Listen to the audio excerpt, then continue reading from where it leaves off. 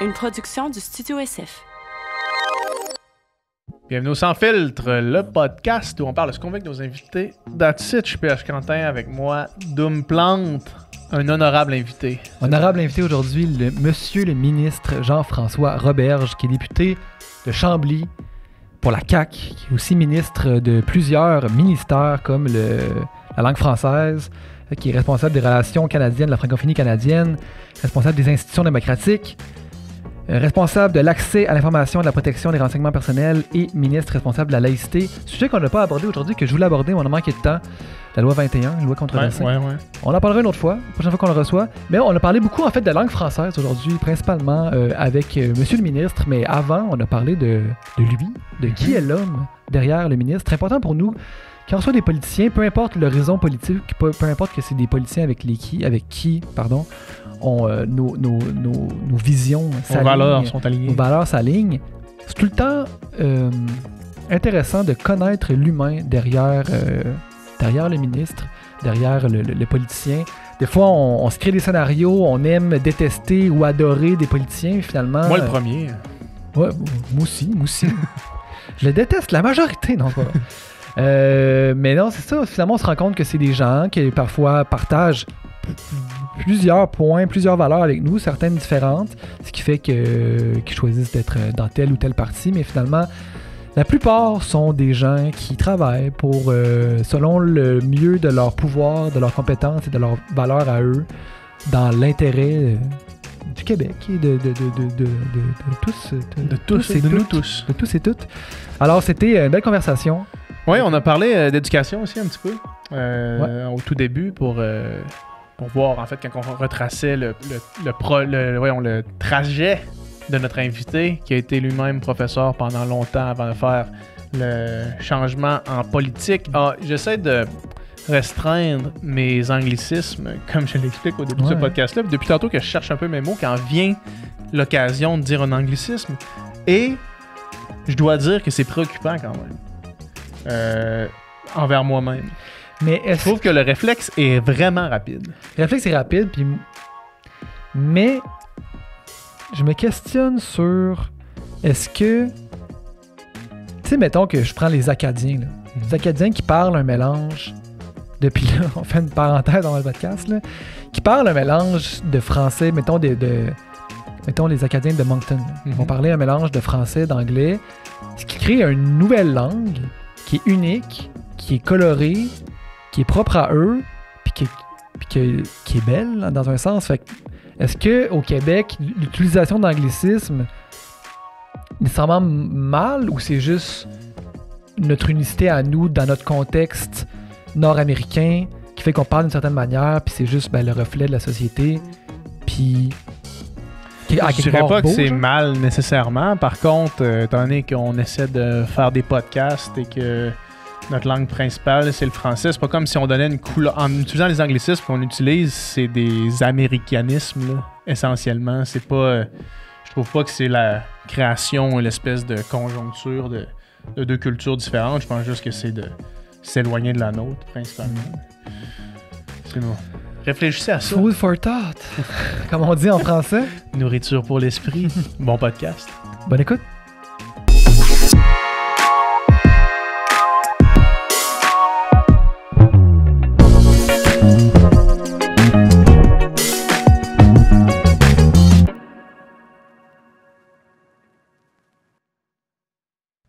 All right. Merci beaucoup d'être là.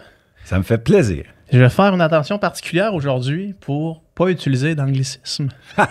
Ouais, c'est pas bien vu ici, là. C'est ça, mais non seulement ça, mais je me suis aperçu, parce que Mathilde, qui travaille ici avec nous, m'a mentionné l'autre jour parce que j'ai fait un podcast pour un autre projet. Un balado. Oui, ça part là, je commence. Non, je referai pas ça tout le temps. Merde. Non, mais j'aimerais ça. Mais fait que j'ai sorti un autre balado que j'ai appelé Training Vlog parce que c'était un balado où est-ce que je suis allé m'entraîner en Espagne puis là, je voulais parler de ça.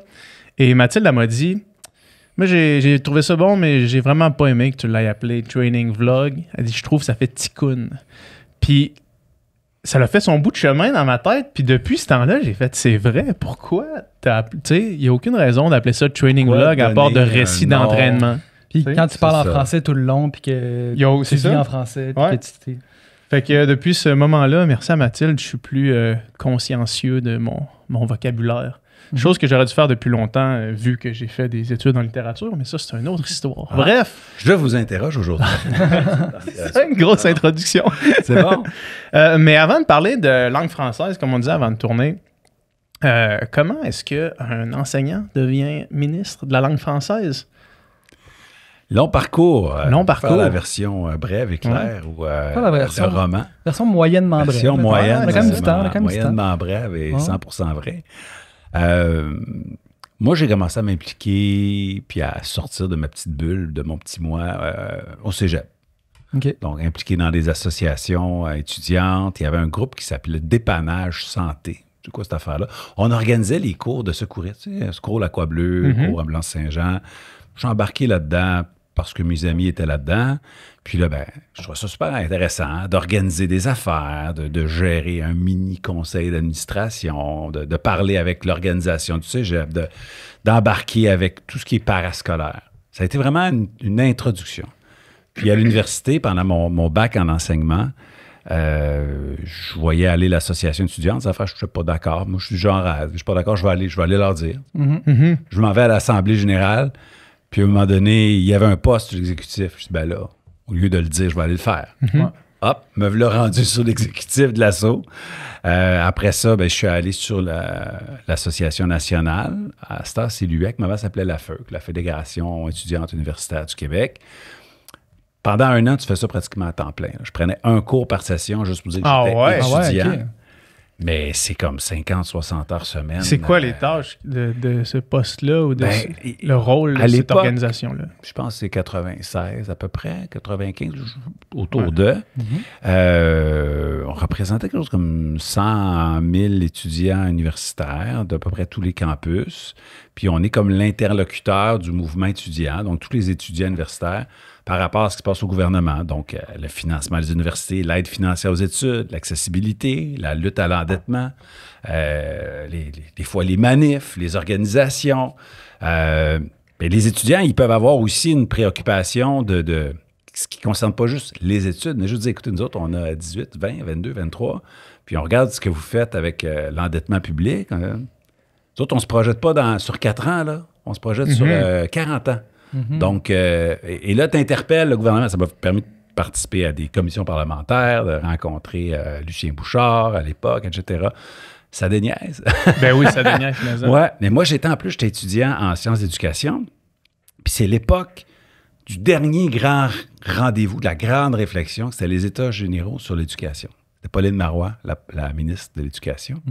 Puis moi, je me suis retrouvé comme ça, boum, à la salle des États nationaux avec Pauline Marois, avec les présidents des syndicats, à parler au nom des étudiants. Et ça m'a vraiment donné la piqûre de l'implication. Pas de dire je vais faire de la politique nécessairement, mais de s'intéresser à plus grand que ma classe, mes élèves, mon école, d'avoir une vision système. Mais je suis quand même à l'enseigner. C'est ça. Puis pendant longtemps, en plus.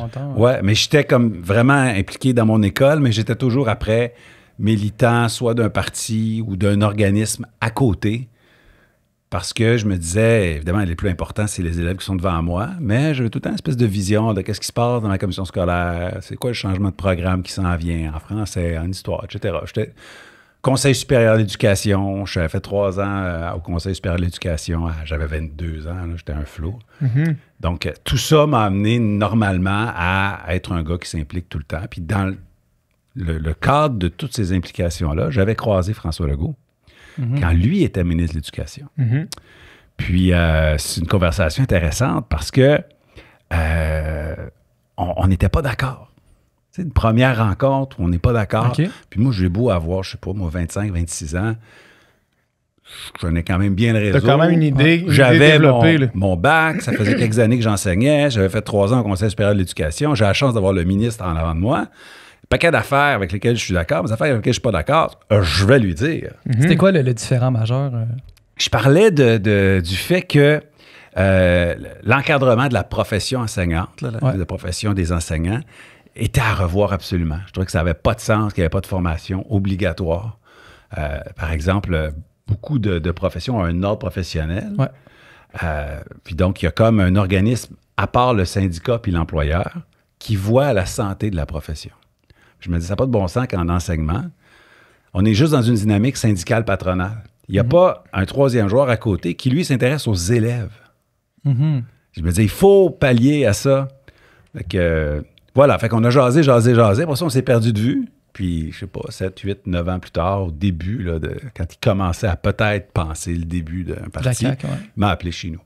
C'est vrai? Ouais. Il se souvenait de cette interaction? Il se souvenait de cette conversation-là, là, le grand prof là, qui m'avait tenu tête, là, je veux quelqu'un de fort. Puis, donc, on était 15 au début là, dans son salon à jaser de qu'est-ce qu'on ferait, faut-tu renouveler l'offre politique. Puis, il m'a demandé de signer les textes. Il y avait 4 textes fondateurs à la fondation de la CAQ.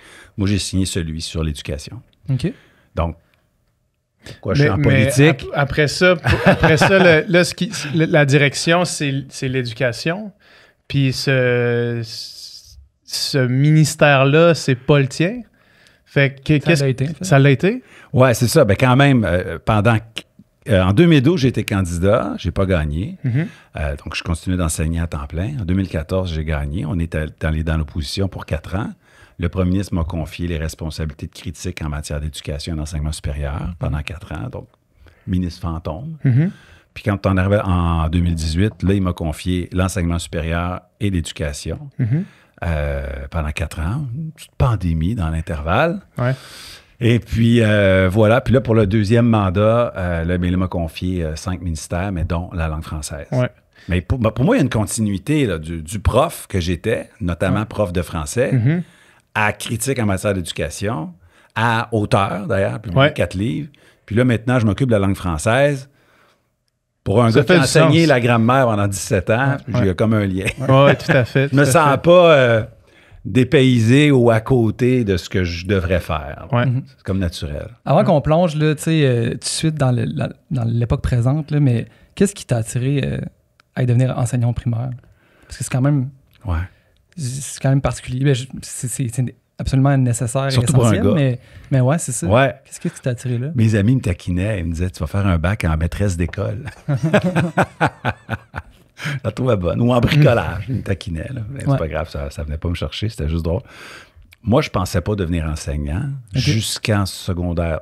Je veux pas me tromper, là, peut-être 3 ou 4. Parce que j'ai eu un prof extraordinaire. Ah ouais? Léonce Simard. Donc, salut. Si Léonce, t'es là, ou sa famille, j'en ai parlé dans mon livre sur l'éducation, d'ailleurs, à quel point il est transformé. Qu'est-ce qu'il y avait de si extraordinaire, Léonce? Il était investi d'une mission de faire de nous des meilleures versions de nous-mêmes. Ouais. Lui, il était prof de français et aussi de pastoral, parce qu'à l'époque, on avait ça. Mais surtout... C'était un guide. Il était rigoureux. Il était dur. Tabarouette. Ah, il était dur. Mais il était juste, puis il était drôle. Il avait un charisme incroyable. Tu voulais le suivre. Il faisait des personnages dans... Tu rentrais dans son cours, tu ne savais jamais à quel point il allait te surprendre. Tu savais qu'il allait te surprendre, mais pas comment. Puis, et à un moment donné, quelque part, j'ai comme eu un éclat. Je dis, ben, si c'est ça, être enseignant... Pas ce que je connais depuis 10 ans. Ça peut être ça. Ça, c'est enseignant. Moi, je veux être ça. Ouais. C'est là. Puis je me souviens d'être allé voir l'orienteur, puis dire OK, c'est quoi le cégep? C'est quoi l'université? Je veux être ma très humble version de Léonce Simard. Donc, c'est vraiment ça qui a été le virage dans ma vie. C'est ce prof extraordinaire. Avoir l'opportunité de changer la vie de quelqu'un, dans le fond, c'est ça? C'est pas dire, c'est un peu prétentieux. Dis-moi, je m'en vais changer. Non, mais tu sais, avoir un impact positif, avoir marqué quelqu'un positivement. On a tous des profs, on a tous 1 ou 2 profs notre parcours. On se souvient qu'on se dit, hey, cette personne-là m'a marqué puis m'a changé ma trajectoire. Avoir l'opportunité d'être cette personne-là, c'est ça qui m'a.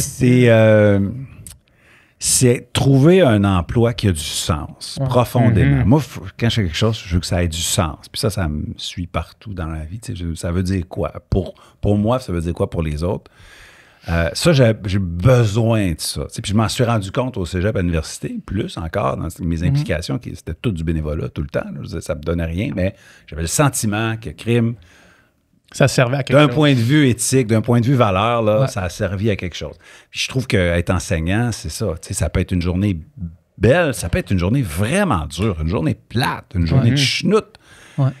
Mais demain, tu recommences, puis tu vas quand même avoir donné du sens. Tu vas avoir fait des interventions auprès des jeunes qui n'auront pas payé tout de suite, mais tu vas la refaire demain, tu vas la refaire la semaine prochaine, puis il va en avoir parlé à ses parents. Puis à un moment donné, dans 2 semaines, il va revenir te voir, il va dire « il va dire Jean-François ou Monsieur Jean-François, j'ai repensé à ça, là.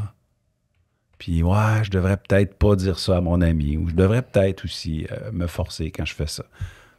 Ça fait que tu dors bien.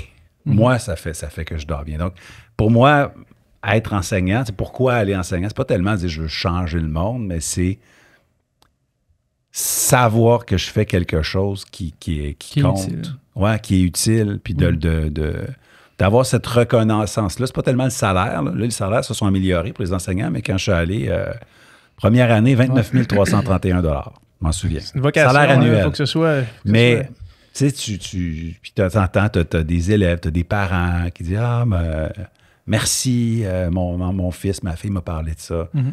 Ça m'a toujours nourri. Puis, à tel point que j'ai jamais renoncé à être un enseignant. Tu sais, quelqu'un dit « T'es un politicien. » Je suis un enseignant qui fait de la politique. Mon poste est réservé. Moi, je suis en prêt de service. Année après année, je re-signe. Comme quoi, je ne suis pas un démissionneux, là, mais s'il fallait que je démissionne à mi-mandat ou que je ne renouvelle pas un mandat, ben moi, j'ai une place. Là. C'est où? C'est sur la rive sud de Montréal, le centre de service scolaire des Patriotes. Je serais pas malheureux de retourner enseigner au primaire demain matin. Je ne regarderais pas ça de haut, parce que j'ai été ministre de l'Éducation. Je retournerais enseigner dans la joie. Vraiment. À quel niveau t'enseignais? J'enseignais pas mal tout le temps au 3e cycle du primaire. 5e année, un petit peu, vraiment plus 5e. Puis le milieu de l'éducation, depuis que tu l'as quitté, comment est-ce qu'il s'est changé selon ta perspective? C'est plus dur que c'était en ce qui a trait aux élèves, à la dynamique sociale. C'est plus dur. La dynamique sociale est plus difficile. La pandémie, vraiment, c'est pas fini encore. Je connais encore beaucoup de personnes qui sont des enseignants. J'ai enseigné 17 ans dans le réseau. Le fait qu'on s'entend que je connais pas mal de profs. Tu sais, les trucs, des problèmes de santé mentale, des fois, on les nomme plus. Avant, on disait « je suis stressé », maintenant, je suis anxieux. On dirait que ça a l'air pire. Mais il y en a plus. Objectivement, là, il y a plus de familles. C'est pas juste plus nommé, c'est juste plus présent. C'est les deux. C'est les deux, là. Et je pense que c'est plus difficile à cause de ça. Mais le réseau est meilleur qu'il était. T'sais, la clientèle est plus difficile. J'ai ça des mots clientèle. Les élèves, le contexte, c'est plus dur parce que les familles sont plus éclatées et tout ça. Mais le réseau est plus solide. La gouvernance est améliorée. On rénove des écoles à coup de... Je pense que le budget, on est rendu à quelque chose comme 20 milliards. On l'a plus que doublé, le budget, pour rénover. On fait vraiment une mise à jour. Donc ça, c'est bien. Les programmes sont plus modernes. Les profs ont plus d'autonomie qu'avant. Moi, quand j'enseignais, c'est les cloches qui décident de tout. Puis tu avais 5 tâches différentes. C'est du charabia syndical, mais tâche A, tâche B, tâche C, tâche D. Puis ça, c'est 17 heures de cette tâche-là. Puis après ça, c'est 22 heures c'est 5 heures de cette tâche-là. Tu peux pas mélanger. C'était ridicule. Là, on a vraiment donné beaucoup plus de souplesse. Donc ça s'est amélioré. Plus d'autonomie professionnelle, mais une chance parce que c'est plus dur. La tâche est plus dure aussi. Donc, les profs sont quand même... Mais je retournerai demain matin dans le sens de... Je fais pas partie de... Sauf qui peut... l'espèce de discours là, alarmiste. Là, c'est terrible, tout le monde est en burn-out. Un instant. Oui, mais si eux le disent... Non, mais dans le sens... Oui, mais c'est pas... C'est eux le disent. La personne qui est en souffrance puis qui le dit, ben, c'est la pure vérité. Là, je remets ça. C'est juste que les gens, eux, on les entend pas. Ouais. C'était pareil quand j'enseignais. Des fois, on était 26 profs dans l'école. On va dire 15 épanouis, 5 fatigués, puis 5-6 qui se disent devrais-tu encore enseigner? Mais c'est juste ceux-là qu'on entendait. Je veux dire, quand on dit les gens heureux n'ont pas d'histoire, en tout cas, ils n'ont pas de reportage dans un journal.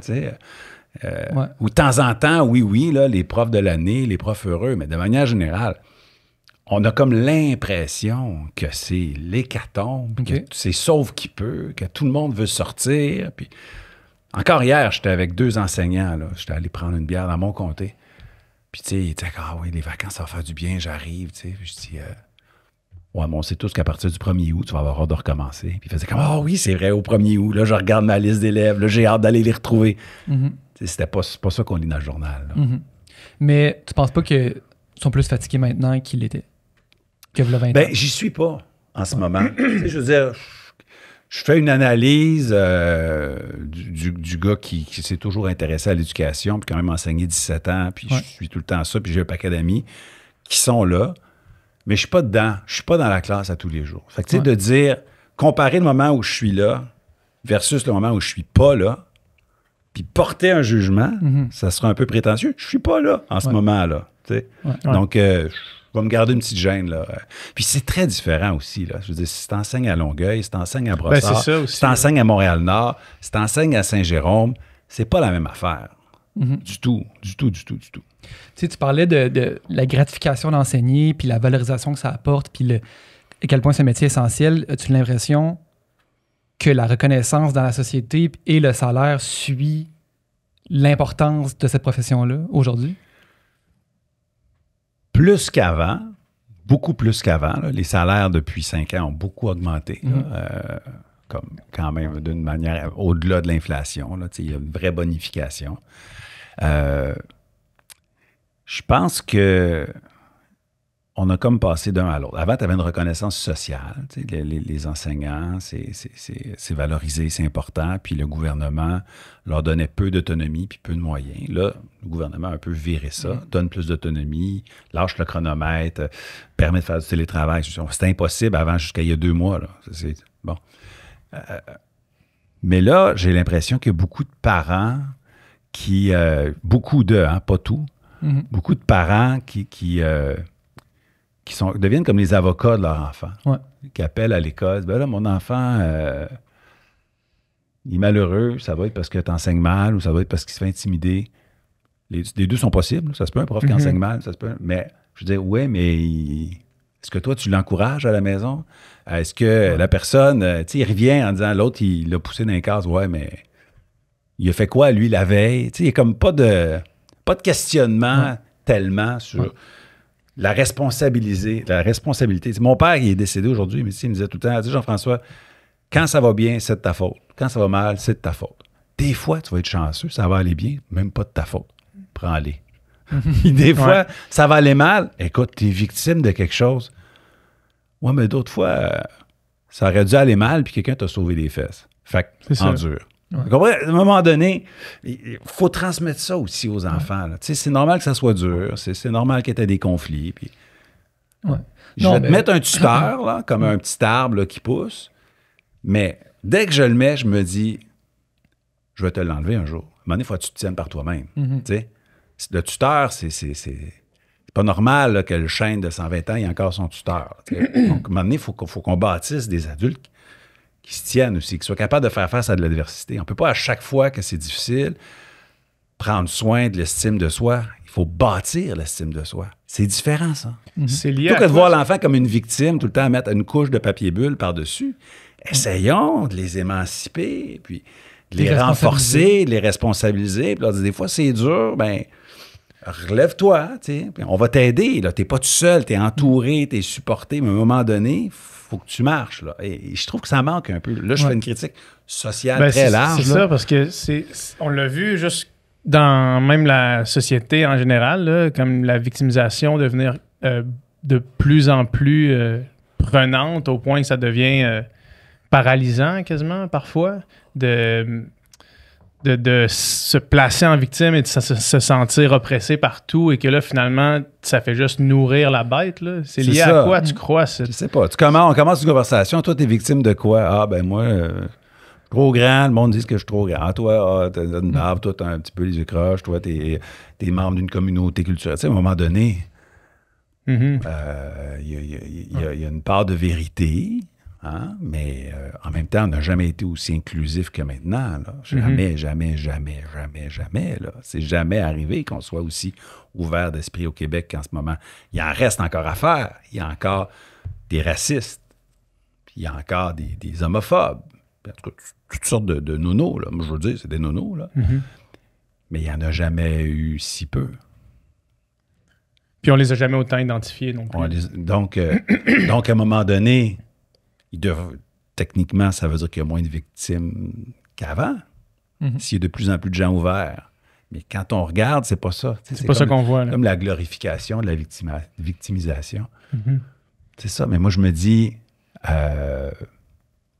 apprenons à nos enfants à savoir qu'ils sont pas seuls, à savoir qu'ils peuvent le dire si ça va mal, puis qu'on a des professionnels de la santé pour les aider. Mais apprenons-le à se construire puis à affronter des épreuves. Aussi. C'est normal de tomber. En même temps, les deux peuvent. Moi, je suis un amateur de boxe, OK? Ouais. Je suis pas un boxeur, je suis un amateur de boxe. Puis ce que je dis, la différence entre un champion et quelqu'un qui n'est pas champion, les deux tombent au sol, le champion se relève. Bon, ben, on va tous tomber au sol à un moment donné. La question, c'est on va tous se relever? Voilà. Par rapport au respect des figures autoritaires comme les professeurs ou comme les coachs, là, nous autres, on l'a vu, ça. Nous, on a fait de la compétition de natation, toute notre vie, finalement. Puis on fait le programme sport-études au secondaire, tout ça. Puis, tu sais, à cette époque-là, là, une vingtaine d'années, 15-20 ans, quand notre coach nous chicanait, quand notre coach faisait preuve d'autorité ou disait quelque chose, on l'écoutait, puis nos parents se rangeaient derrière la décision du coach, puis nos parents, la majorité du temps, avaient confiance en le jugement puis la décision de ce coach-là de nous chicaner ou de donner une conséquence ou de ci ou de ça.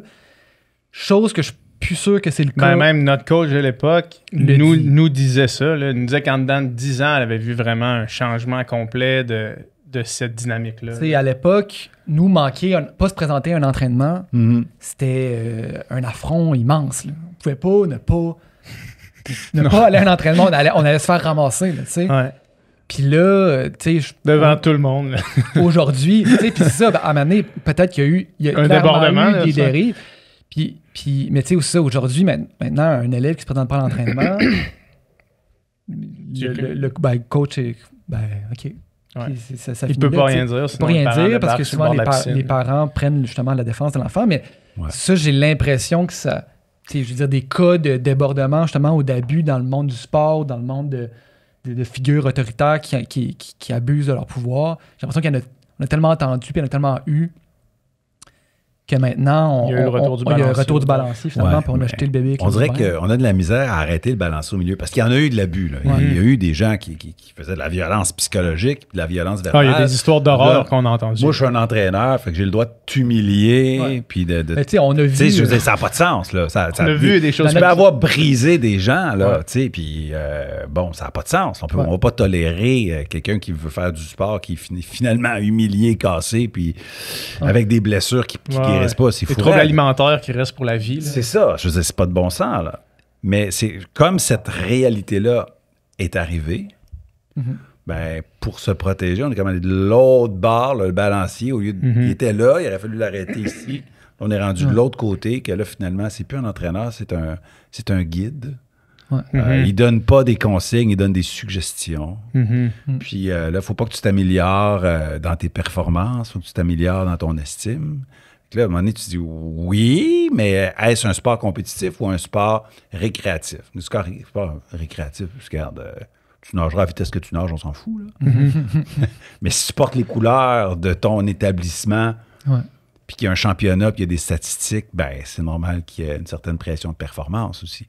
Donc, tu sais, c'est l'équilibre, mais j'ai comme l'impression qu'on l'a moins, là, l'équilibre. Là. Il va falloir revenir. Ben, la prochaine fois qu'on va revenir, ça serait bien d'arrêter le balancier. Au centre. Au centre, s'il vous plaît. Je vais utiliser le balancier pour nous amener vers la langue française et la conversation autour de ça. Quand on regarde l'état de la langue française actuelle au Québec, est-ce que tu crois que collectivement, on s'en soucie? Puis là, je veux pas de ligne de parti, là. Je veux ton opinion et ta vision des gens dans la société en général. Est-ce que tu crois qu'on s'en soucie assez, correctement ou trop peu du déclin de la langue française actuelle? Je vais dire note globale, trop peu. Trop peu. Note globale, trop peu. Il y a des gens qui s'en soucient assez, il y a des gens qui sont actifs, il y a des gens qui font toutes sortes d'affaires, mais disons, là, la moyenne totale toute, là, pas assez encore. Mm-hmm. Pas assez encore. Parce que le gouvernement, je vais y revenir après, là, doit poser des gestes. C'est notre État national, il faut faire un paquet d'affaires. Mais reste que la langue française appartient d'abord et avant tout aux citoyens. Mm-hmm. Puis qu'on peut faire vraiment beaucoup de choses au quotidien. Là, déjà, aujourd'hui, vous dites, je vais faire un effort moins d'anglicisme. C'est bon, oui, c'est correct. En même temps, si on en échappe 2-3, personne ne va mourir, là. Mais on fait un effort. Ouais. Bon. Mais il y a aussi, dans les milieux de travail, admettons, le gouvernement n'enverra pas des inspecteurs partout tout le temps. Là. On n'est pas un État policier. Là. Mais bon, il y a une rencontre de travail, il y a 10 personnes, il y en a 8 francophones, un bilingue, un anglophone qui a de la misère à parler français. Tout le monde est en anglais. Clairement. Ouais. On est Québécois, on est comme ça. Les 10 francophones vont parler anglais. Même si sur les 10, le pays, il y en a 2-3 qui ont de la misère à parler en français. Là. C'est pas tout le monde qui est parfaitement bilingue, mais même ceux qui ont de la misère à parler en anglais, je m'excuse. Même si Claudine, là, son anglais, il n'est pas mieux que le français de l'anglophone. Mm-hmm. Elle va manquer un bout de la réunion. Là. Ouais. Mais, espèce de réflexe de s'excuser d'exister, là. Puis là, ça bascule en anglais. Ça me choque, honnêtement. Tu sais, j'ai comme l'impression, je dis, le gouvernement, à un moment donné, il ne peut pas débarquer, là. Il ne peut pas être dans un meeting, là. C'est ça. Des rencontres. Non, mais moi aussi, je dis meeting de temps en temps, là. C'est ça. Puis, c'est ça, à un moment donné, c'est accepté. Comment on fait pour... Ben, il faut en parler. Dans le fond, là, on en parle, puis je suis sûr qu'il y a du monde qui l'écoute, puis disent, hey, c'est vrai, la semaine passée, j'ai fait ça. Mm-hmm. J'ai été cette personne-là qui, spontanément, par courtoisie, dire, ben là, on va le faire en anglais, tu sais, William, il comprendra pas. Alors qu'on aurait plutôt dit, ben, voilà une chance de pratiquer ton français, mon ami. Parce que quand tu vas sortir de la porte, tu es encore au Québec en passant. Puis dans la rue, tu es au Québec. Puis au commerce, tu es au Québec. Donc, profite de la réunion pour apprendre ton français, là. Ouais. Mais il faut faire ça. Ça, c'est juste un exemple. Mais après ça, les parents. Et même au-delà aussi, au-delà dans leur maison. Au-delà d'en affaires, c'est ça, dans la maison, tu sais, ça m'est arrivé souvent d'être dans un groupe d'amis, exactement dans une situation comme celle que tu décris, mais dans un souper d'amis, puis que là, on parle anglais, puis que moi, je suis le seul à parler français, puis qu'à un moment donné, je me sens con d'insister, puis de pas vouloir parler en anglais, qu'à un moment donné, je parle en anglais avec les autres, là, tu sais.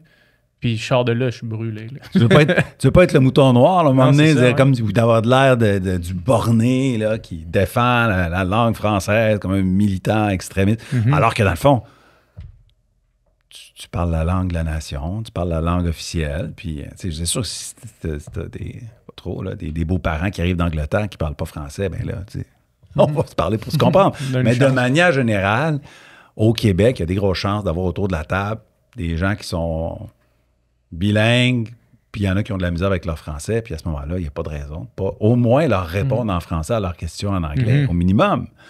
Mais c'est ça. Puis ça se fait aussi dans, tu me dis, des soupers d'amis, à la maison aussi. Comme parents, quand on fait jouer de la musique, là, le dimanche matin, une fois, je fais des crêpes là, pour la famille. Bien, j'y pense. Sur mon téléphone, j'ai pas que de la musique en français. J'en ai vraiment beaucoup. Mais j'ai aussi de la musique en anglais. Mais c'est sûr que le dimanche, j'ai mes deux filles, 18 et 20 ans.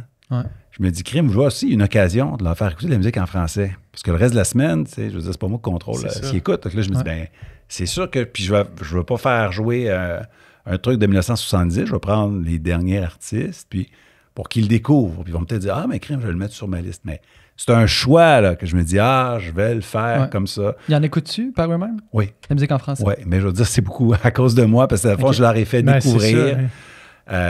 Puis je dis, écoute celle-là, voir.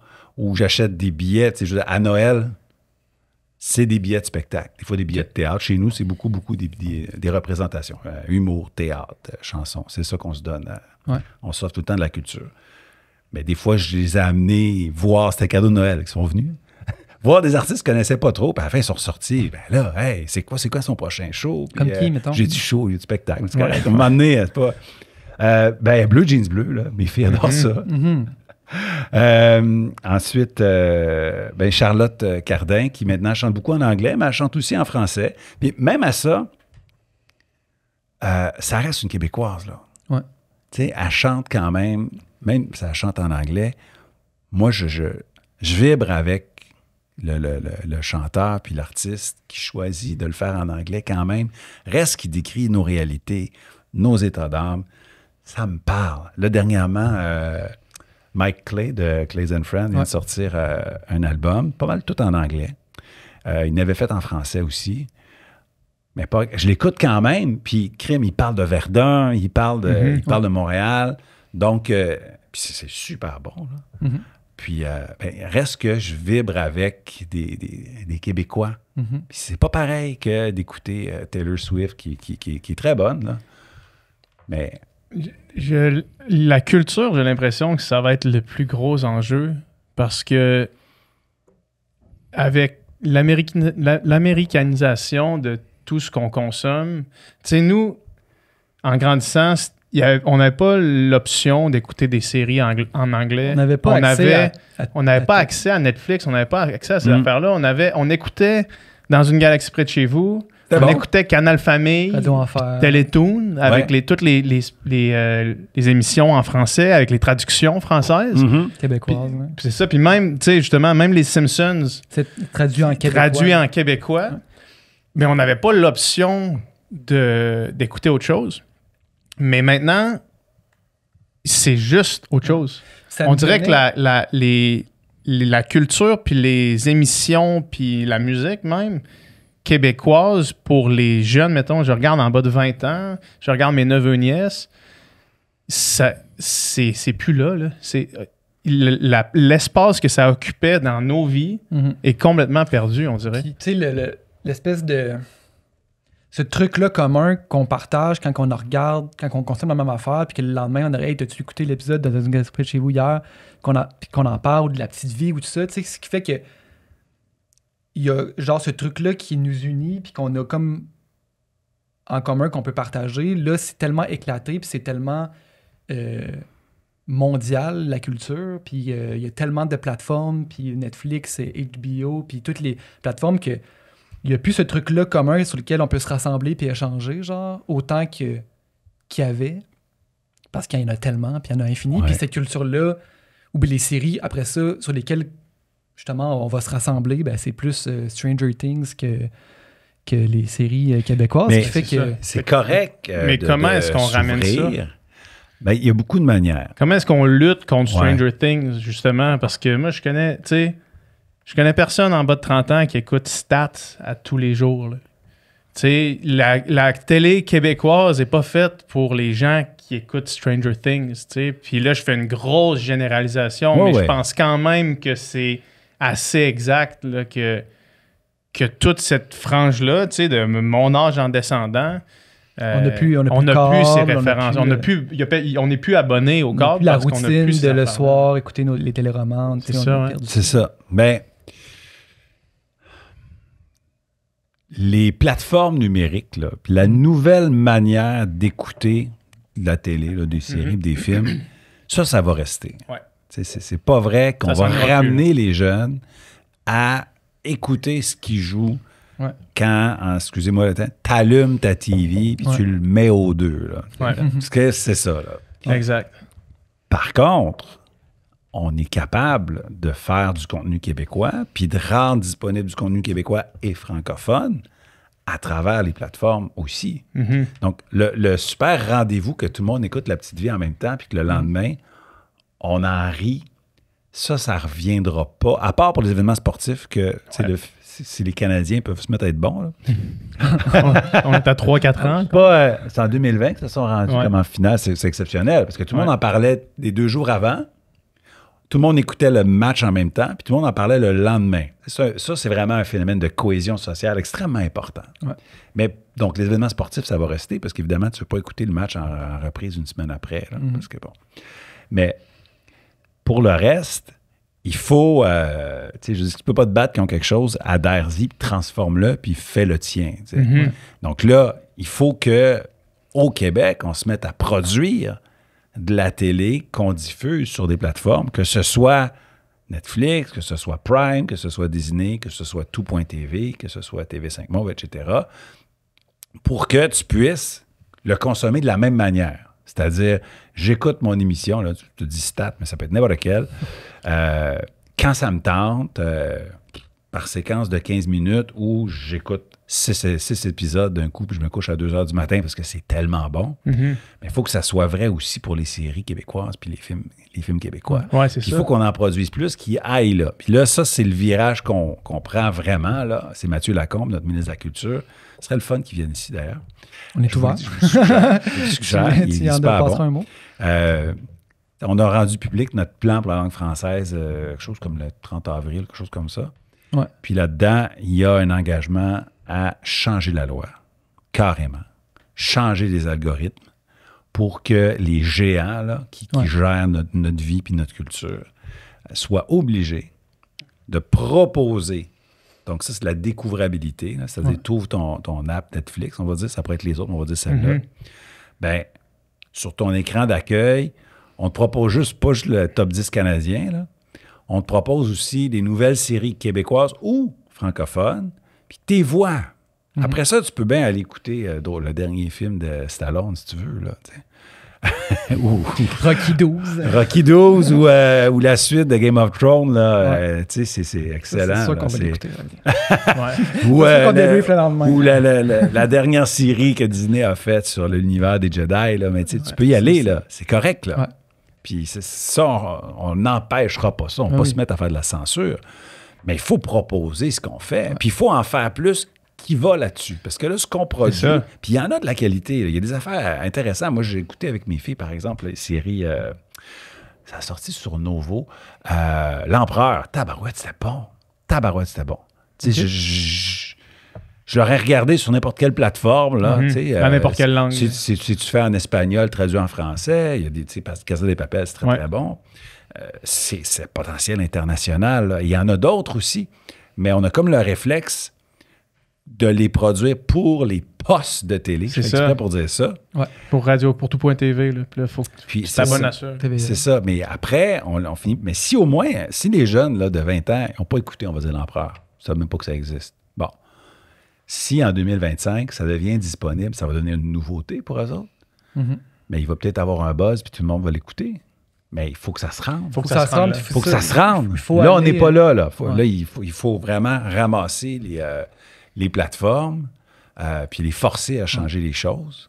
C'est ça. Puis en allant là où les gens sont. Là, voilà. Les gens sont sur Netflix, sont sur ces plateformes-là. Puis s'il n'y a rien, je leur ai proposé. Mais il a commencé à en avoir. Là, il y a eu une entente, je pense, avec le fédéral, justement, là, pour un nombre X de millions pour des productions francophones. Mais on dirait que c'est tellement au compte-goutte que c'est une goutte d'eau dans un océan.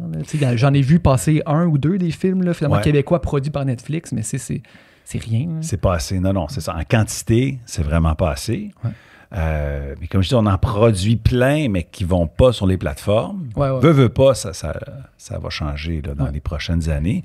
Puis, moi, je suis allé en France l'automne passé, puis j'ai regardé le modèle européen, puis eux, ils ont été hyper agressifs, là. À l'échelle de l'Union européenne, ils ont changé les lois, puis ils se sont donné le droit qu'État par État, ils pouvaient imposer des quotas de production, puis ils ont changé les algorithmes. Ce qui fait qu'en France, là, tu vois, les Français, là, ils écoutent, oui, Casa de Papel puis Game of Thrones.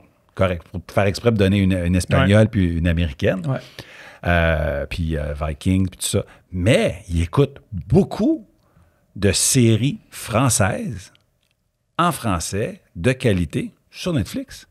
Ça a marché. Là. Ils ont changé les choses. Netflix réinvestit, ce qui fait qu'à peu près 20% du contenu écouté, c'est du contenu local. Puis c'est pas un sacrifice. Là. Je veux dire, ils peuvent dérouler le menu puis choisir d'autres choses. Ils l'écoutent parce que c'est bon, parce que leur ami leur en parle. parce qu'il y a un moment donné, il y a des pubs autour de ça, il y a une espèce de buzz. Pourquoi on ne ferait pas ça, nous autres? Ouais. Quand j'étais à Madrid, il n'y a pas de raison qu'on ne fasse pas ça. Quand j'étais à Madrid, j'étais en Espagne d'un dernier mois, puis le top 10 des séries écoutées en Espagne actuellement, le Netflix espagnol, là, c'était juste des séries espagnoles. Voilà. Juste ça. Il y avait rien. Fait que peut-être que l'algorithme pousse ces séries-là, évidemment, dans le top, peu importe, là, mais ça veut dire que on les écoutait quand même. C'est à cause de la loi séries européenne. que j'avais jamais vues de ma vie. Puis c'était bon, j'imagine. Ben, je sais pas. Tu les as pas écoutés? Ben, mon espagnol est encore rudimentaire. Il est probablement disponible en français aussi. Ouais, possiblement. Possiblement. Mais puis les Espagnols, c'est un peu comme ce qu'on veut faire. C'est pas de la censure. Là. Les Espagnols n'écoutent pas des séries espagnoles parce qu'ils n'ont pas accès aux autres. Mm-hmm. On leur propose. D'abord, ils en produisent plus. Ils les mettent sur ces plateformes-là. Elles sont proposées. Puis les gens les écoutent puis les aiment. Donc, il n'y a pas de raison qu'on ne fasse pas la même chose ici, chez nous. Là. On n'est pas en train de faire un concept... Quand on va le faire enfin, là, on va innover en Amérique du Nord, là, mais on va être en rattrapage par rapport à l'Europe. Mais comment c'est que ça a été... que c'est si long au Québec justement de se réveiller là? Parce que Netflix, ça fait 10-15 ans que ça existe. Ouais. Pourquoi que c'est là qu'on fait « Hey, il faudrait peut-être réglementer ça un petit peu? » Je pense qu'il y a eu une prise de conscience, là, vraiment en 2022. OK. Du naufrage là, qu'on est en train de vivre. Là. C'est lent. C'était pas, le naufrage, c'était pas le bateau frappe un rocher puis coule tout de suite. Là. C'est genre, t'accroches. C'est une lente fuite. Là. Puis un peu comme le Titanic. Là, tu l'accroches, puis là, l'eau rentre. Ben, t'es rendu 2 kilomètres après avoir frappé, puis là, là, ça va vraiment mal. Mais c'est ça. À mois d'août 2022, on a reçu les statistiques de Statistique Canada du recensement de 2021. Ça prend un an à compter. Et là, on est en campagne électorale, puis ça a été comme un électrochoc à ceux qui suivent un peu ça. On dit, Caroline, on a reculé plus en 2001 et 2021 qu'en 1901 et 2001. Mm-hmm. On a reculé plus en 20 ans qu'en un siècle. Sur le français parlé. Sur le français. Hey, français, langue maternelle, langue parlée à la maison, langue de consommation culturelle, langue de consommation dans les commerces, langue de travail. Fais le tour. Là. Tous les indicateurs. Tous les indicateurs. Moi, ce que j'ai dit, c'est que supposons que je suis pilote d'avion, là, je regarde mon tableau de bord, tout est rouge. Mm-hmm. Tout est rouge. Tous les indicateurs sont rouges. Mm-hmm. Ça ne marche pas, là. Et là, il y a eu comme une grosse prise de conscience. Pendant la campagne 2022, le premier ministre m'a nommé responsable de la langue française. Il m'a dit, faut que tu inverses le déclin de la langue. Et c'est parfait, mais je dis là, je ne peux pas le faire tout seul. On a créé un groupe à 6 ministres, le groupe d'action pour l'avenir de la langue française. Puis on a travaillé pendant un an, puis on a déposé un plan. Puis il va falloir en faire plus, mais c'était quand même le plan qui inclut justement la loi que Mathieu Lacombe va déposer, qui inclut des changements pour les universités anglophones, des changements pour nos modèles d'immigration, 600 millions de dollars. C'est quand même, on touche beaucoup de domaines. On touche la culture, on touche la langue, on touche l'immigration, on touche les cégeps, on touche l'enseignement supérieur. Donc, moi, ce que je dis, c'est que là, je passe du tableau de bord d'avion à une console pour un spectacle de U2, là. Ouais. J'ai comme 200 pitons. Je sais quoi? Je vais toutes les actionner.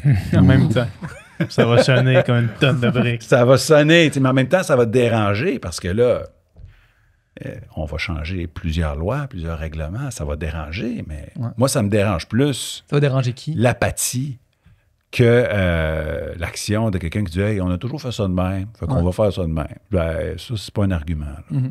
Mais qu'est-ce que ça va déranger?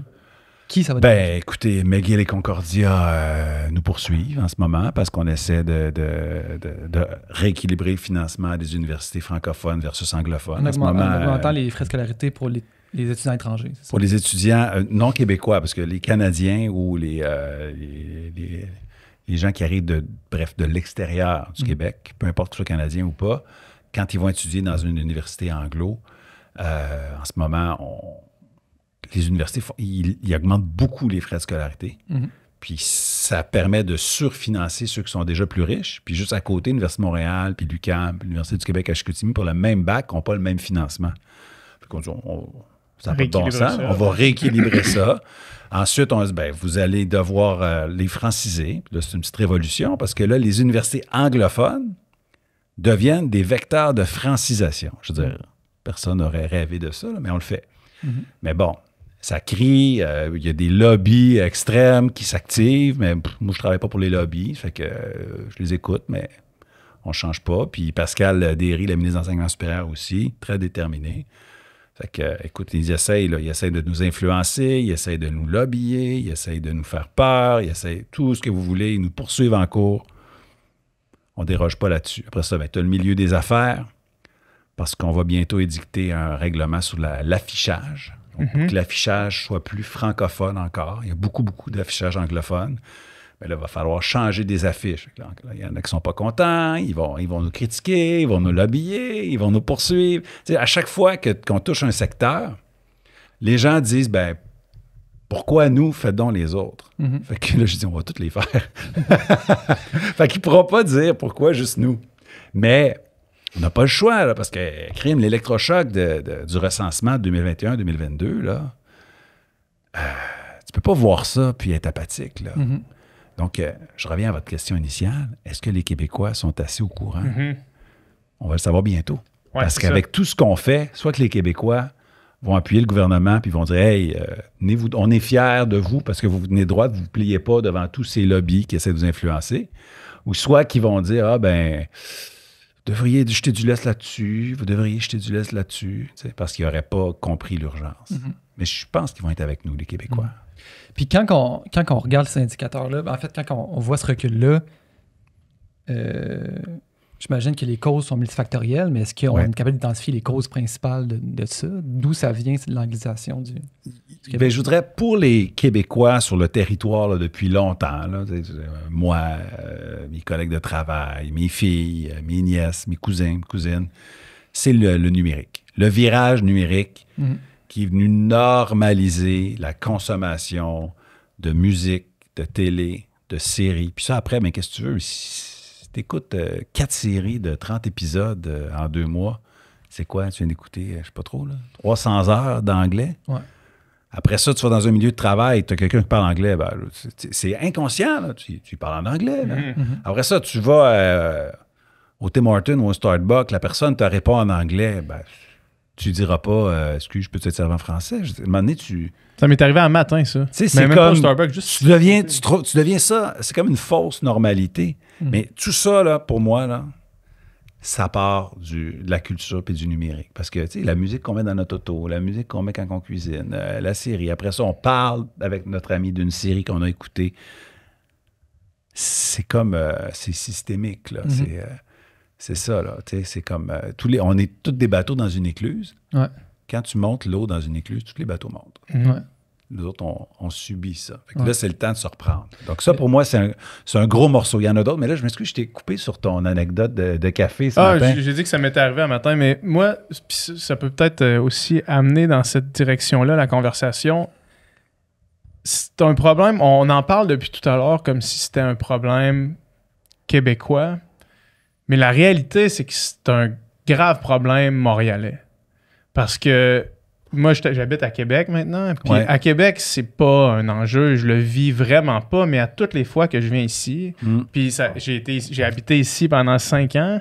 Puis là, à toutes les fois que je reviens, il n'y a pas une fois que je reviens ici que ça m'arrive pas de pas être capable de parler à quelqu'un en français. Que ce soit au Tim Hortons ou aujourd'hui, c'était au gym dans Baptiste ici. Je parlais français. La fille me comprenait. Puis je sais qu'elle parle français. Elle comprend assez bien ce que je lui dis.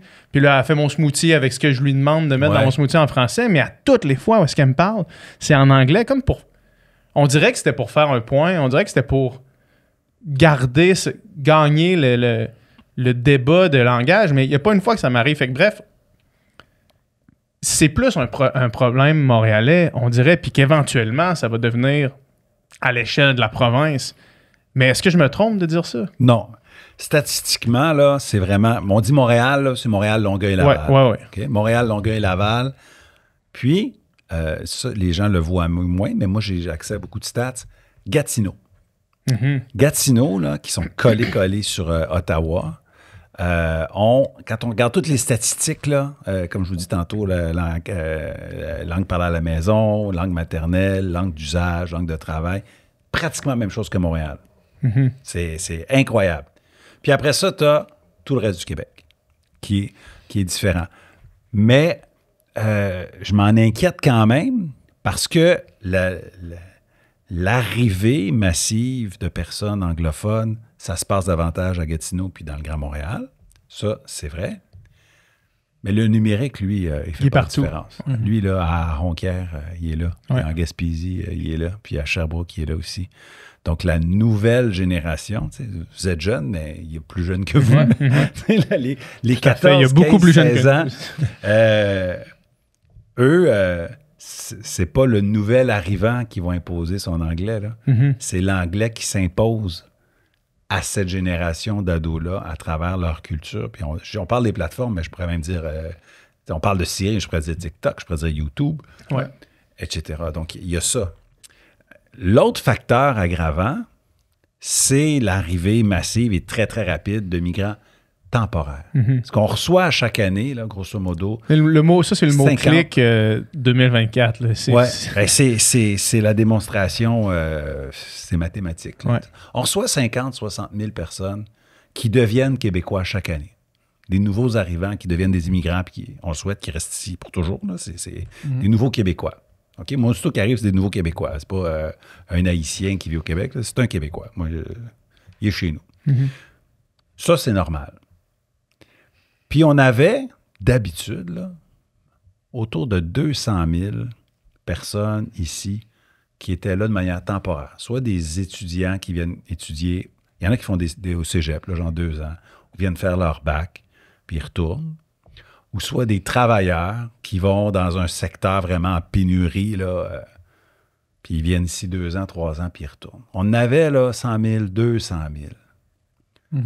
Puis là, en 2 ans, on est passé à 560 000. En 20 ans, ça serait beaucoup. En 2 ans, c'est la différence entre il y a une vague ou il y a un tsunami. Là, c'est hors de contrôle. Puis ces personnes-là, c'est pas du même monde. Ils viennent travailler. S'ils viennent, c'est parce qu'ils ont été acceptés. Pour la plupart, c'est parce qu'on leur a permis. Mais on permet plus de gens? Il y a plus de gens qui veulent venir ou les deux? Il y a les deux. Puis... au Québec, on a augmenté un peu ceux qu'on a permis, ceux à qui on a donné des permis de travail, puis des étudiants.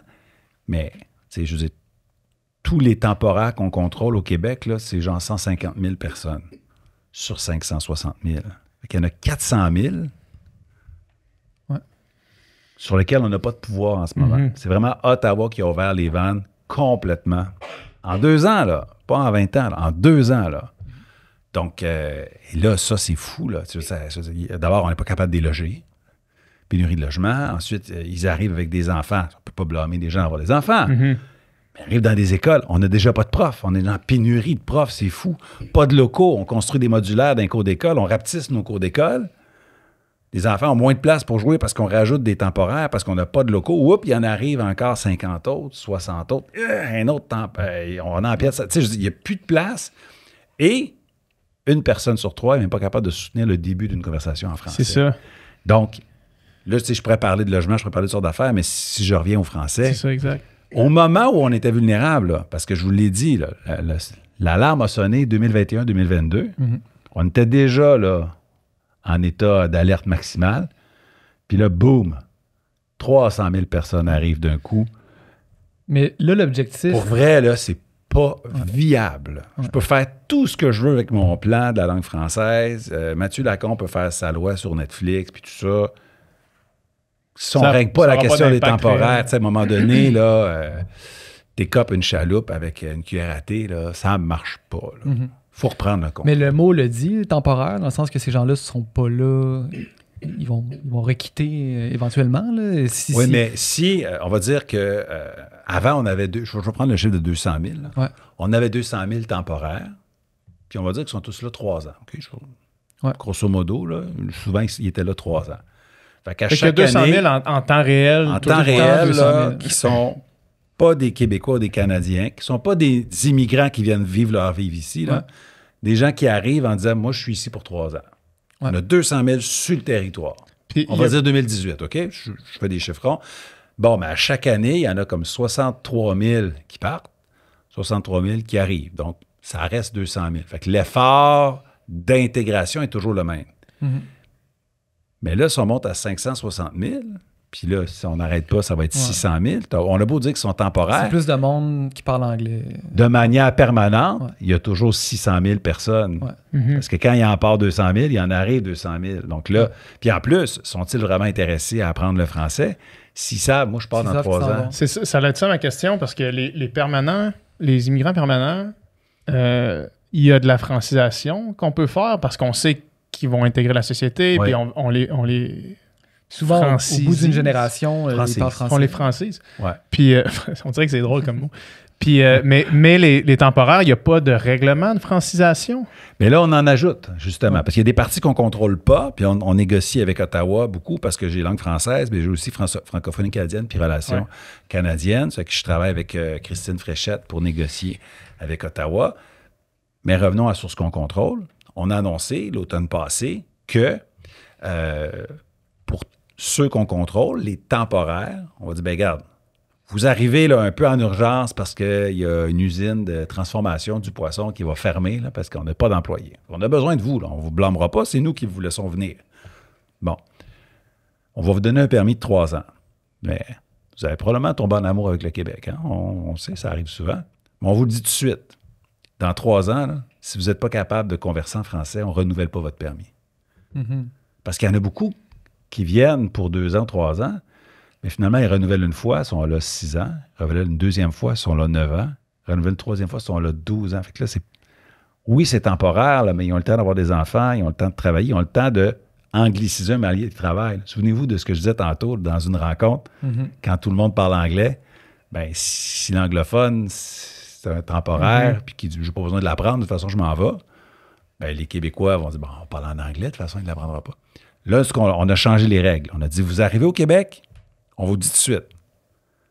Dans 3 ans, c'est bye-bye. On ne renouvelle pas votre permis si vous n'avez pas un niveau de français. Donc là, aussitôt qu'ils arrivent, ben, ils ont une forte tendance à se prendre des cours de francisation pour dire, oui, soit qu'ils savent déjà qu'ils veulent rester, ou soit qu'ils disent, ben là, peut-être dans 18 mois, je vais décider de rester. Je suis mieux de commencer mes cours tout de suite. Donc, nous, on a fait ça. Puis là, ce qu'on a gagné lundi dans la rencontre Trudeau-Legault, puis qu'on a négocié en fin de semaine, c'est que le fédéral a dit « OK, je vais faire la même affaire avec tous les temporaires que j'autorise à venir au Québec. Eux aussi vont avoir la même obligation que vous avez imposée au Québec. » Donc là, c'est tout nouveau. Il faut mettre ça en œuvre. Moi, je dis, ça presse, là. Mais il faut réduire le nombre. Je veux dire, améliorer la francisation, c'est une belle affaire. Mais il faut réduire le nombre. C'est pas viable. Puis comment qu'on s'y prend pour réduire le nombre si c'est pas nous qui contrôlons? Bien, il faut qu'Ottawa réalise l'ampleur. Ça ne semble pas être le cas. Aujourd'hui, je réalise l'ampleur. C'est les bébés, ça. L'ampleur de ma bêtise. J'étais là, j'ai vu ça, c'est une tonne. J'ai déjà entendu ça, cette phrase-là. Eh ouais, Patrick Bourgeois, Derek Bourgeois. OK. C'est la blague dans mon cabinet. J'ai tout le temps une toune pour tout. Je vois qu'il arrive un événement. Je pense que ça fait 2 fois déjà maintenant. C'est comme une blague, ça n'a pas de bon sens. J'ai toujours une chanson pour tout. Mais... en français. Oui, en français. Oui, effectivement. Mais ils ont réalisé ça. Ils se sont engagés à réduire le nombre, mais ils n'ont pas dit de combien. Oui, c'est ça. C'est là que ça marche. Là, on continue les travaux de négociation. Mais là, parce que ça fait 2 rencontres ultimatum quand même. Là. Ben, c'est pas des rencontres ultimatum. Ça, c'est du spin des médias. Ben ouais. Ça, c'est du spin de médias là, qui disent que c'est tout ou rien. La vérité, là, c'est que à coup de tout ou rien, là, on est au Québec depuis 1608, là. À coup de tout ou rien, on aurait fermé à la vitesse exponentielle colonie, que tu nous expliquais tout à l'heure, du fait que les 20 dernières années, ça a été pire que les 100 d'avant. Le tout ou rien devient de plus en plus... je comprends que c'est jamais tout ou rien, mais c'est que là, si en plus de ce que tu nous expliquais en 2022, on réalise qu'on est en train de frapper un mur, puis que là, en 2 ans, ça explose comme ça devient... urgent. Ça devient intenable. Mais ce que je veux dire, c'est qu'on ne peut pas faire ça pendant 10 ans. Là. Non, ça c'est n'a pas de ça. bon sens. Mais je veux dire, entre le 10 juin puis le 5 septembre, si on est capable d'avoir quelque chose de solide, je veux dire, on ne va pas dire, le 5 septembre, on a trouvé une solution, mais trop tard. C'était le 11 juin où on meurt. C'est là où j'en prends puis j'en laisse. Puis là, donc, ce qui s'est arrivé, c'est quand la rencontre, je pense, d'avril à juin, Ça n'avait pas bougé tant que ça au début, mais dans la dernière semaine, les négociations intenses ont quand même fait faire des gains intéressants. Le fédéral qui a dit, il y en a trop pour la première fois, 1. Et 2, je m'engage à réduire vraiment les demandeurs d'asile et les travailleurs temporaires. 3, je vais imposer les mêmes exigences de français que vous. Sauf que les autres ont dit, oui, mais combien? Puis là, j'en parle avec le premier ministre. Ben là, ça va nous prendre des chiffres en septembre. Donc cet été, c'est pas congé tout le temps, là. Il faut arriver en septembre, ça va réduire de combien? Si on avait un graphique, là, on verrait là, que c'est une montée vertigineuse. Bon, ben là, la descente, ça va être quoi, là? Pour que ça redevienne viable. Mais on s'entend qu'avec le fédéral, avec le Parti libéral, vous n'avez pas nécessairement la même vision de l'immigration, puis dans le sens que vous êtes plus en mode négociation qu'en mode coopération sur ce plan-là. Définitivement en mode négociation. Puis pendant 1 an, c'était comme des points de vue idéologiquement comme un peu irréconciliables. On se faisait dire qu'on n'était pas humain, qu'on comprenait pas la misère des gens. La peur de l'autre aussi. Ouais, c'est pas ça. Québec, le fait qu'on accueille 50 à 60 000 nouveaux arrivants à chaque année, là, qui vont rester ici, là, après 10 ans, c'est quand même 600 000. Quand tu es 9 millions, là, 600 000, c'est du monde. Fait que, je veux dire, toute personne qui nous traite de xénophobe, c'est quelqu'un qui perd sa crédibilité instantanément. Là. Je veux dire, on accueille en proportion là, plus de gens que les États-Unis, plus de gens que la France, plus de gens que l'Angleterre. Puis on ne remet même pas ça en question. Là. On veut continuer d'accueillir des immigrants là, permanents à des seuils élevés en le faisant bien. Tu sais, je veux dire, on se faisait dire que c'était pas humain, puis on se faisait dire qu'il fallait être ouvert, puis tout ça, mais à un moment donné, on n'est pas capable de les loger, on n'est pas capable de les accueillir comme il faut. Et là, ils ont changé, parce que c'est plus juste le Québec qui dit ça. Là. L'Ontario dit la même affaire. Puis il y a d'autres provinces qui ont embarqué puis qui ont dit ça n'a pas de sens. Des économistes, les banques, les banques qui habituellement sont plus du côté affairiste, puis qui disent, ben plus il y a de travailleurs à bas coût, mieux ça va aller. Les banques disent au gouvernement canadien, là, ça suffit. Faites trop entrer de travailleurs bas salaire, le fameux cheap labor, tellement que ça nous appauvrit. Ça n'améliore pas notre productivité, ça appauvrit le produit, le PIB par habitant. C'est une mauvaise décision économique.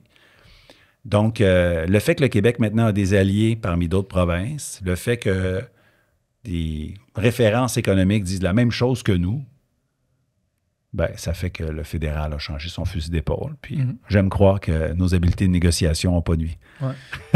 C'est quoi ce serait quoi la limite d'immigration temporaire pour arrêter le déclin du français, en fait? Est-ce qu'on a ces estimés-là? Ben, ce serait quoi le monde idéal pour la langue française?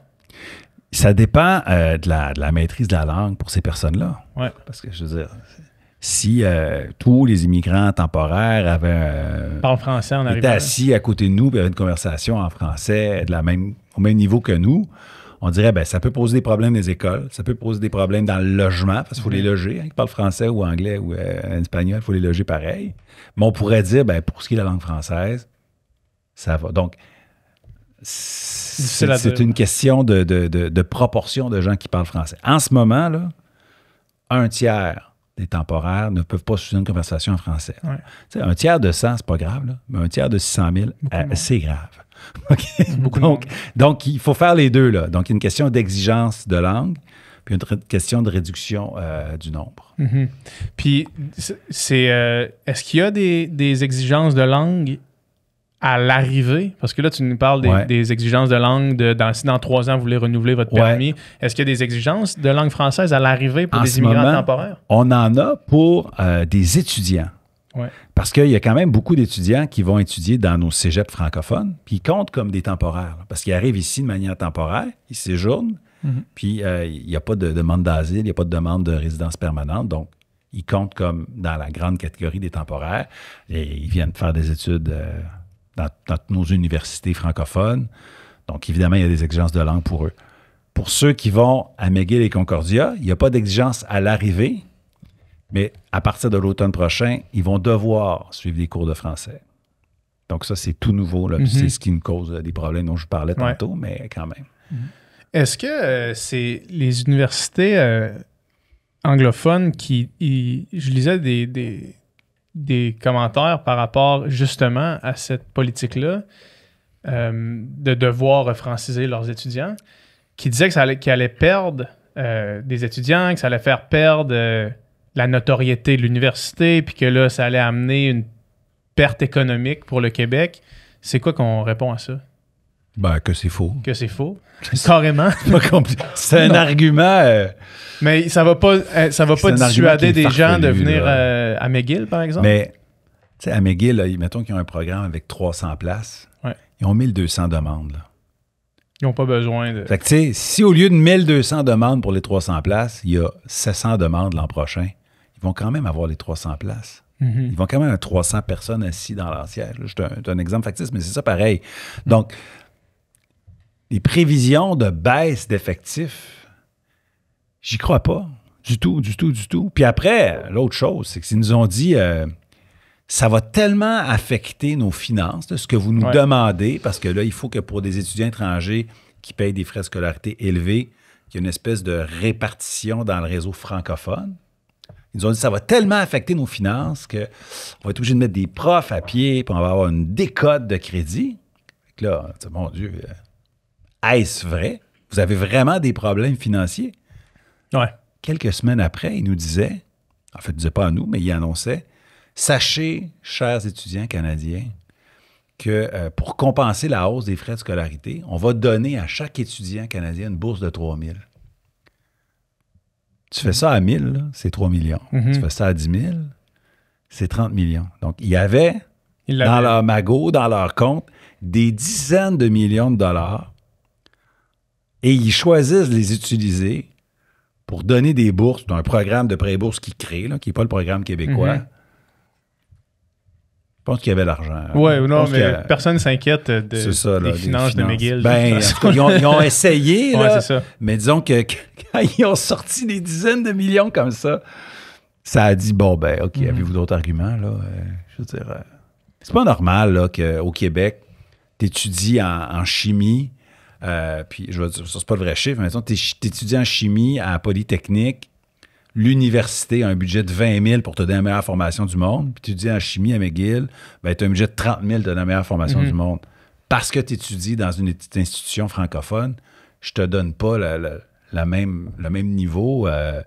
C'est pas acceptable. Là. Ça a été accepté pendant des années, jusqu'à temps qu'on dise non, ça suffit, puis on s'excusera pas de ça. Là. Puis, à la limite, des fois, quand on prend une très, très bonne décision, on est beaucoup critiqué.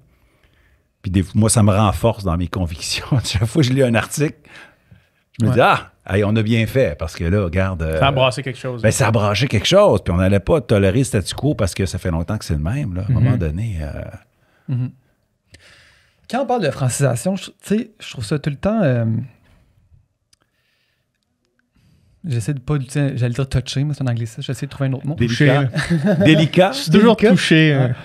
Parce qu'on on est une minorité francophone dans une mer anglophone en Amérique du Nord, puis évidemment, la langue est menacée dans ce contexte-là, puis il faut faire de notre possible pour la défendre. Mais on reste majorité francophone dans le contexte du Québec, tu sais. Ouais.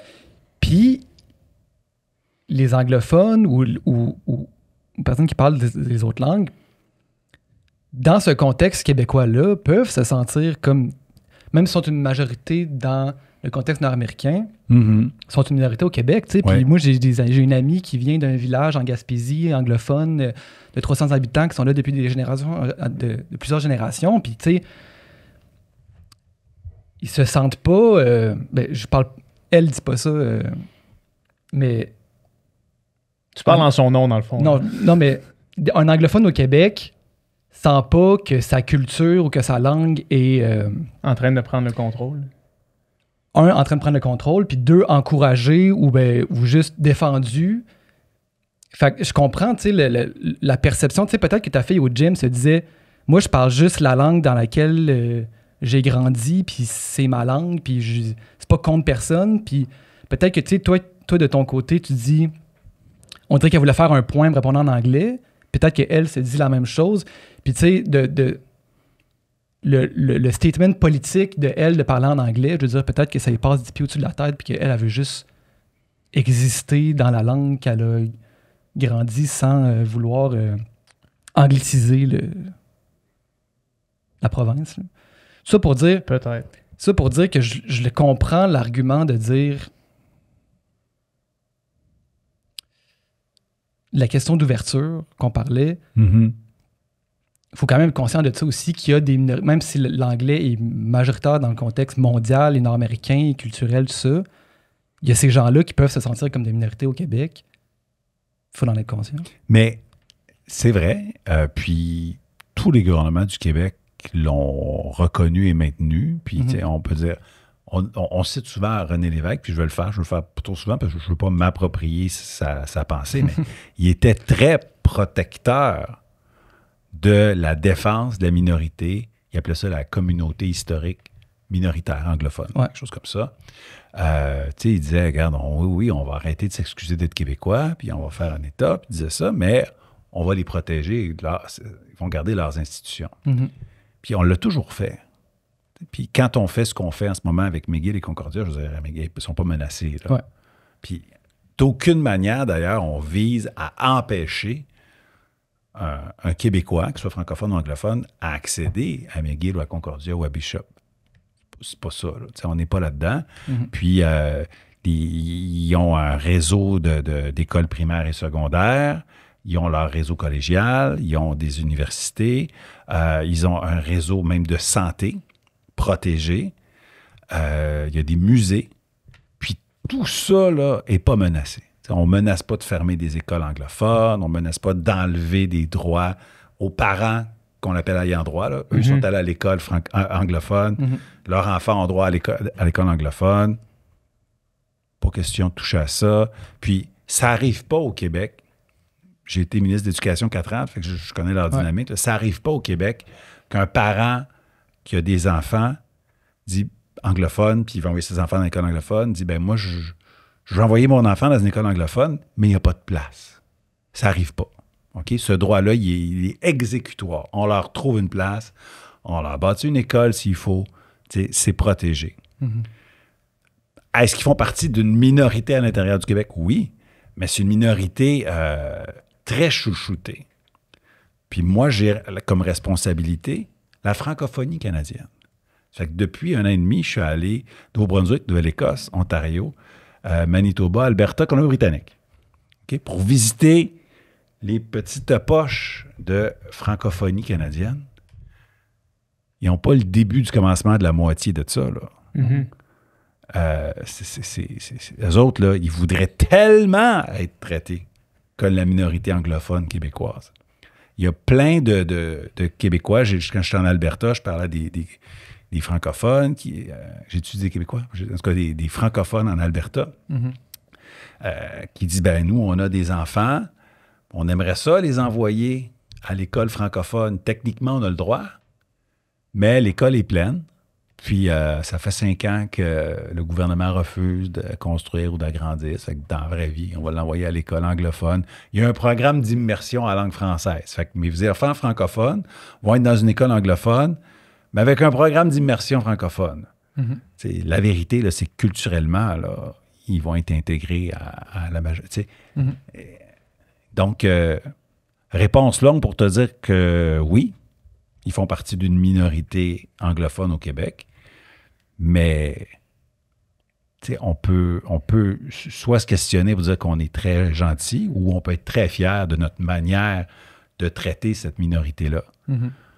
Y a pas, malgré les gestes audacieux qu'on pose pour la langue, là, j'en ai parlé depuis tantôt, on ne s'attaque pas aux institutions. Puis ça, je trouve que c'est correct. C'est correct aussi. C'est pas, de toute façon, c'est pas cette minorité historique anglophone qui est une menace à la langue française. Non, c'est ça, je pense aussi. Pas ça. Parce que... C'est des nouveaux arrivants qui basculent, même mettons des arrivants qui sont des immigrants permanents. Là. Ils arrivent, des fois, ce sont des allophones. Hein? Ils ne parlent ni français ni anglais. Mm-hmm. Puis là, ils basculent dans le camp anglophone. C'est ceux-là dont on doit réussir l'intégration à la société québécoise. Parce que si les francophones restent franco, puis que tous les nouveaux arrivants basculent dans le camp franco, Anglo. non, franco, il n'y en a pas de problème. C'est ça, il n'y en a pas de problème. Mais là, on ne réussit pas l'intégration de toutes ces nouvelles personnes. Et ça, c'est pas la faute de la minorité anglophone. Si nous, on ne réussit pas notre intégration. Là. Ça, il faut se regarder dans le miroir. Là. Puis de toute façon, tu sais, ton ami, elle doit parler français. Ton ami qui vient du village anglophone. Elle a appris le français, mais elle a grandi en anglais. Mais tu sais, il y a la langue que tu parles dans ta vie, mais il y a aussi le fait que tu es au Québec puis tu parles français. Tu apprends le français. Là, elle a techniquement... Puis même, je veux dire, même si son français, la fille tantôt, même si son français, il aurait été limite pour me parler, mettons, là, j'aurais compris ça. Si elle m'avait répondu avec un français cassé, j'aurais compris ça. J'aurais fait t'aurais pas dû être ton accent, il est non, pas bon. C'est ça, non, parce que clairement, tu sais, j'aurais... Puis si j'avais vu un effort, j'aurais peut-être même changé en anglais si j'avais vu qu'elle comprenait vraiment pas. Mais là, c'était pas ça pantoute, là, tu sais. Ouais. Mais on est très gentil. Tu sais, pour vrai, même quelqu'un qui, des fois, qui a de la misère avec son français. Il y a des colons. On veut l'aider. Oui, il y a des colons. Ça, il y en a partout. Là. Je l'ai dit tantôt, il y a quand même au Québec, on n'est pas une société raciste, mais il y a des racistes. Ouais. On n'est pas une société sexiste, mais il y a des sexistes. On n'est pas une société de colons, mais il y a des colons. Partout sur la planète, là, on n'est pas...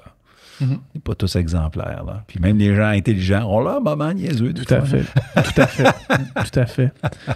Faut te laisser partir. C'est le temps. Merci beaucoup. Ça passait vite. Ouais, merci beaucoup. C'était super intéressant. Même pas eu le temps de parler du troisième lien, Colin. J'avais dit qu'on n'allait pas glisser le mot. J'avais dit on parlera pas du mot en 3. Les mots, c'est ça. Deuxième rendez-vous, on parlera de ça. On parlera d'autres choses. Parfait. Super. Merci. Super. Merci beaucoup. Salut. Merci. Salut. Bye.